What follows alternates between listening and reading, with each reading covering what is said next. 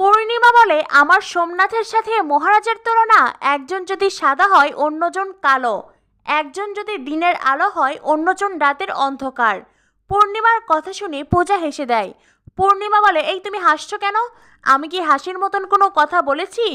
পূজা বলে, না, কিন্তু মা, আপনি আপনার মেজো ছেলের সম্পর্কে এতগুলো কথা বলছেন, অথচই আপনি গোপনে লুকিয়ে লুকিয়ে আপনার মেজো ছেলের ছবিতে আদর করেন, তাও আবার আপনার আঁকা ছবি। তাতে আবার লেখাও আছে, মহারাজ ইজ মাই প্রপার্টি। আবার আপনি সেই ছবিটা সযত্নে লুকিয়েও রেখেছেন। পূজার কথা শুনেই পূর্ণিমা বেশ অস্বস্তি বোধ করে। পূর্ণিমা রেগে মেগে পূজাকে বলে, বাচাল, সাদে কি আর বাচাল বলি?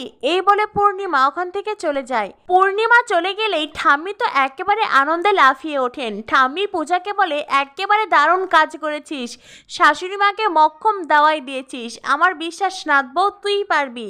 তখনই মহারাজের বাবা এসে বলেন, হ্যাঁ রে পূজা মা, আজ কিন্তু পূর্ণিমা বেশ বেকায়দায় পড়ে গিয়েছিল। ঠাম্মি বলেন, একদম তাই, তবে আমি এবার মনে প্রাণে বিশ্বাস করে নিয়েছি আমার এই নাত বউই পারবে আমার দামাল নাতি আর বেসামাল বৌমাকে সোজা করতে।